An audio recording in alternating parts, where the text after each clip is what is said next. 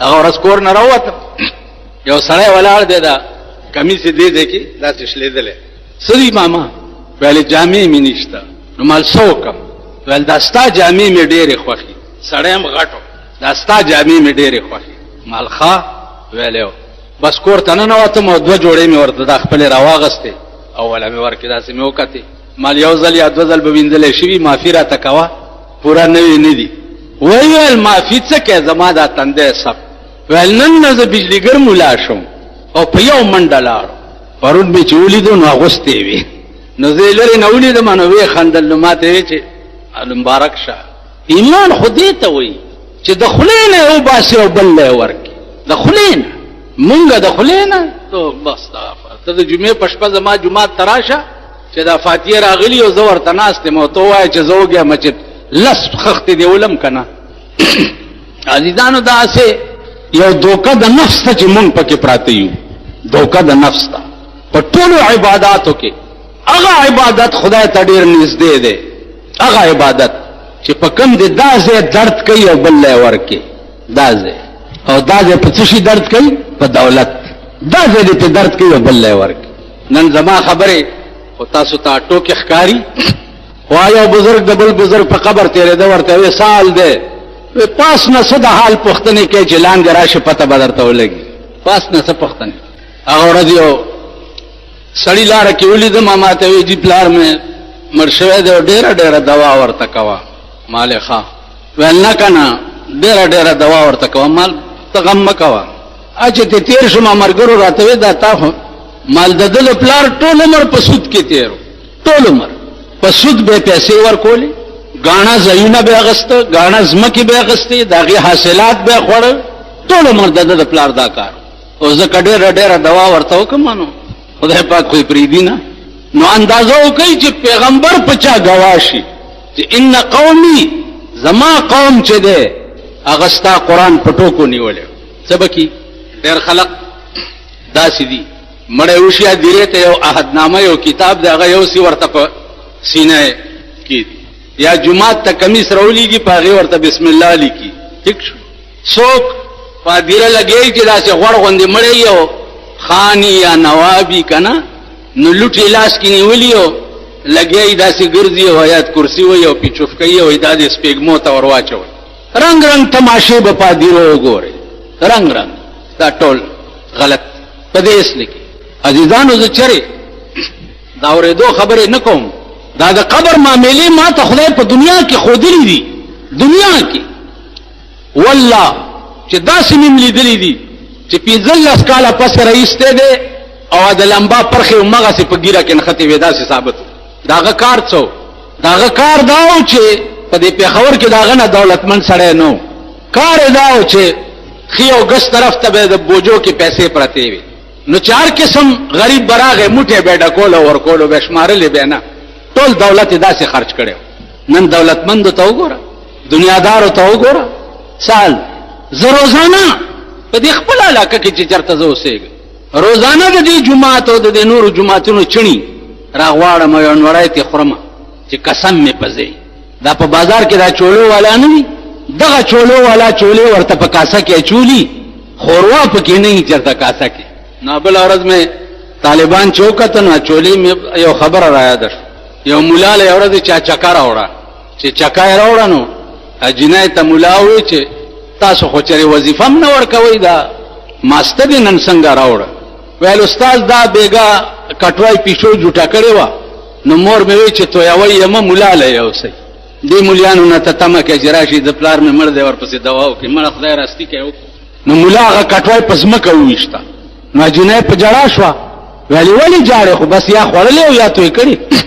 ویل نه مستو پسې نه جاړمه، دې کټوای پسې جاړمه، نیا به مې ووهي. ویلې ولې؟ ویل دې کټوای کې به مې نیا د شپې متیازې کولې. پخوا به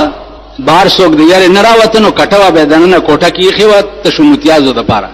ویل دې کټوای کې به مې د شپې نیا متیازې کولې. زمونږ کور سره جومات دی نو طالبان مونږ داسې غوړ ساتو او دا مې ورته ویلي دي چې روټۍ کمئ نن بهي نه یو سا پیسې ما ناله، ترکاري کمئ دکان نه یو سا پیسې ما ناله. خبردار چې چاپلوسي ونه کړي چا، خبردار ته به بخلی کی ټوکی دي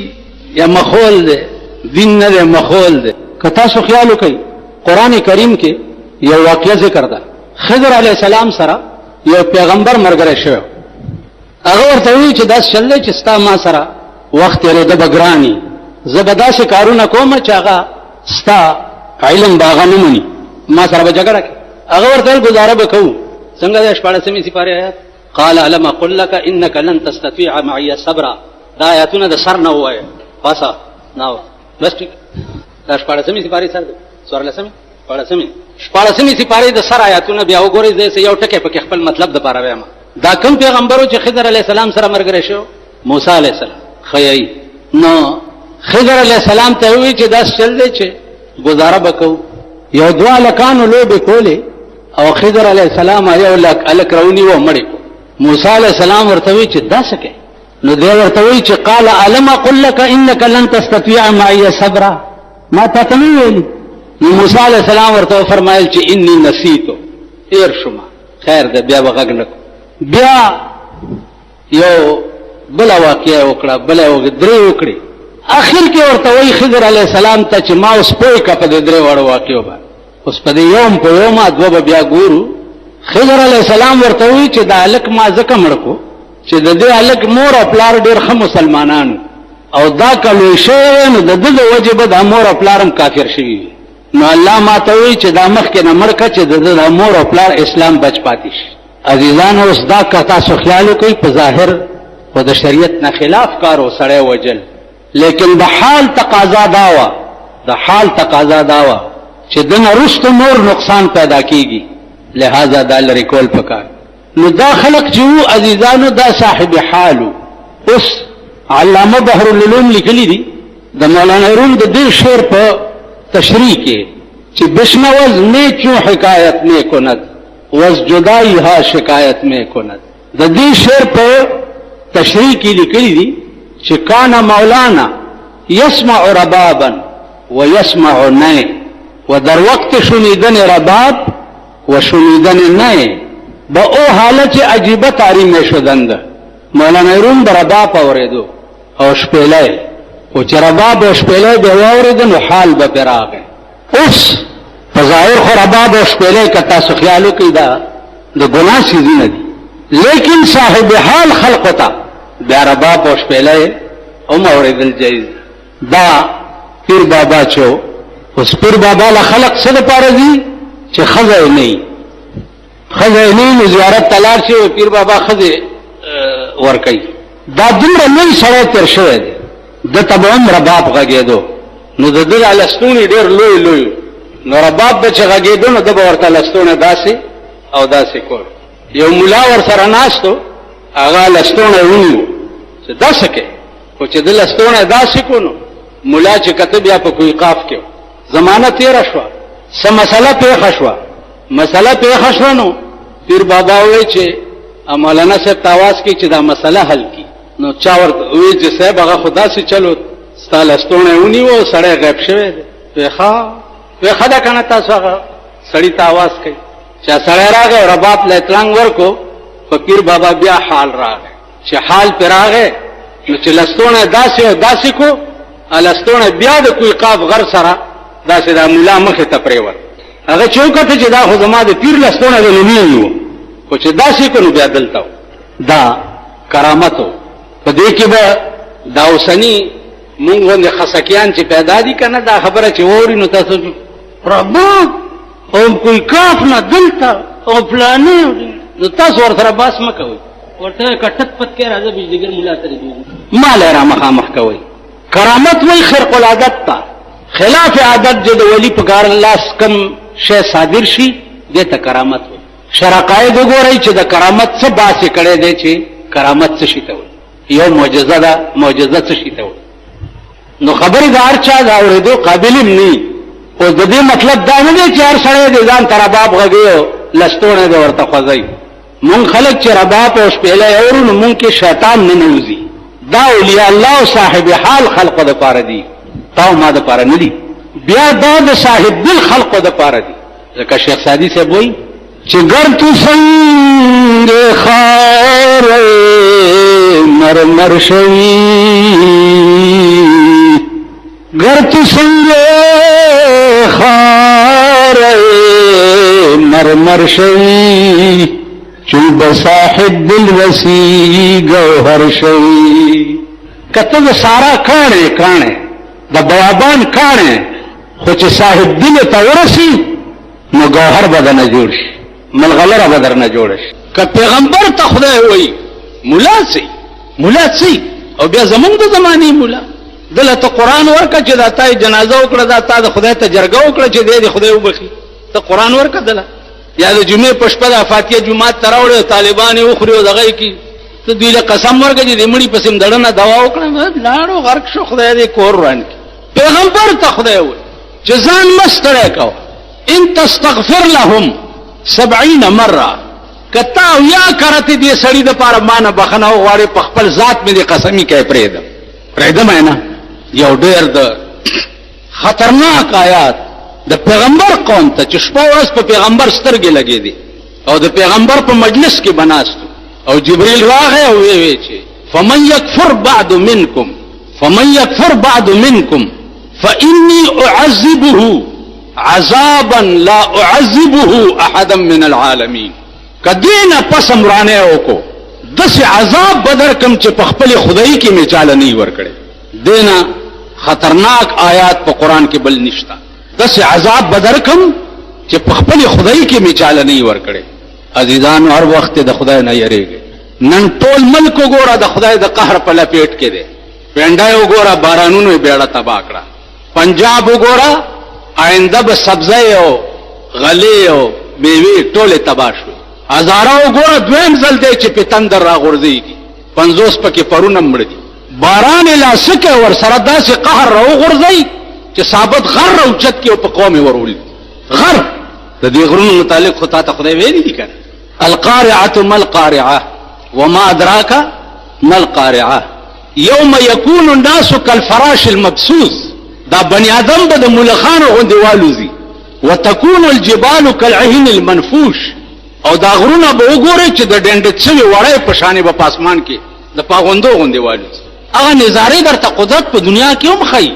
او تاسو پوهیږئ نه هغه نظارې درته قدرت خي د غر یو غونډس کې پشان کانه روچت کی او خلکو راوغړ اوس پاسمان کې غر کم ځای دی د ورځې او د پړق نظر ته تندر جوړ شو در باندې راوغړ دی او تبادي خدای ته رجوع شي خدای ته په خدای قسم چې عمر لا بجاړي عمر لا د نوح علی السلام قوم بدر نه جوړي چې د کشتۍ جوړول او قوم ور پورې خندل نو خدای ته وایي چې یا الله دې خو ما پورې خاندي ول ورته وایا چې فليضحكوا قليلا وليبكوا كثيرا لغون دې وخاندي دا ډېر جاړي دا سه بجاړي چې عمر لبم جراس وکړ کاولې نشي بخله کېږي به حضرت علی او بیبي فاطمه چې روزای نیولې و او جماعت ورته مخه ته پروت ته بار چا आवाज وکړ چې دوه کسې یو دواړه وګي ډېر سخت ټول رو جماعت اوچت کو بار یو هغه ته ور درې ورځې روزنی ونی او درې ورځې ور سره دا چلو درې شپه درې ورځې خزا او خاوند دواړه نهر دي قران راغی یوفون بالنذر ويخافون يوما كان شره مستطيرا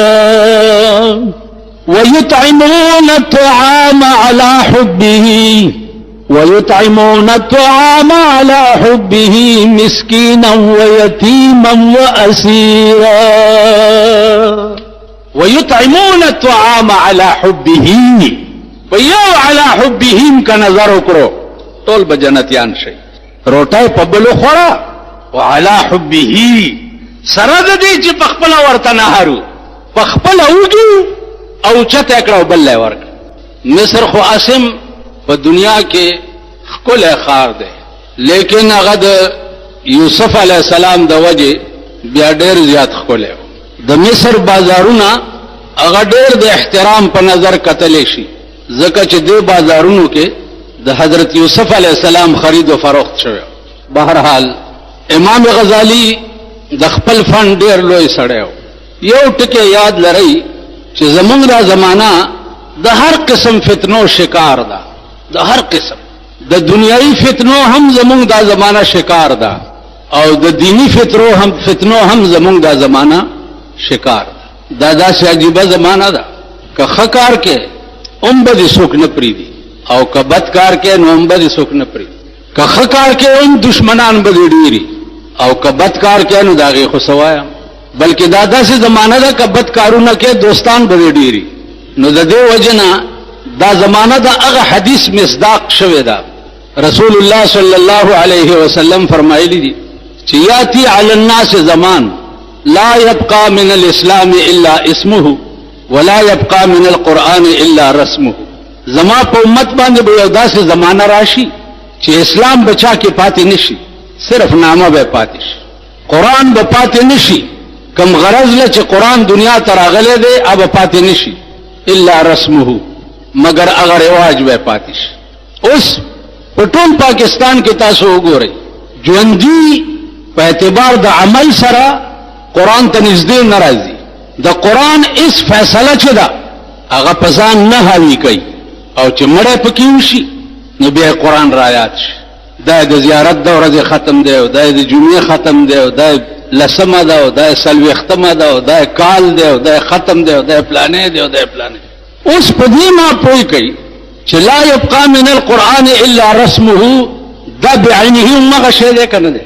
چې مړی درکې وشي نو مړی په قرآن بخې دی مړي په ژوندم چېرته قرآن ته نږدې راغلی نو د مرګ نه وروسته به دا قرآن دی مړي ته نږدې ورشي قرآن کې راځي څنګه د هغه آیات چې په قیامت کې به قرآن دعوه وکړي چې ستا د بندګانو ستا د امت زه په ټوکو او لوبو نیولی وم کوم آیات دی ټیک شو وقال الرسول یا رب ان قوم اتخذوا هذا القرآن الا مهجورا پیغمبر به دعوه وکړي چې پروردګاره زما دا قوم چې دی دا ستا قرآن چې دی په ټوکو او لوبو نیولی اوس تاسو په ایمان ووایئ مرګ نه وروسته خو پته نه لګي د هر چا قبر به ځان لئ چې دننه پکې هره بلایي خو عمومي طور باندې وګورئ چې پیغمبر واحد وکیل به په 1,40,000 پیغمبرانو کې به واحد وکیل رسول الله صلی الله علیه وسلم واحد وکیل بل څوک به نه اوس هغه بین الاقوامي وکیل چې د خدای په مخ کې په خپل امت باندې دا دعوه وکړي دا به څه چلی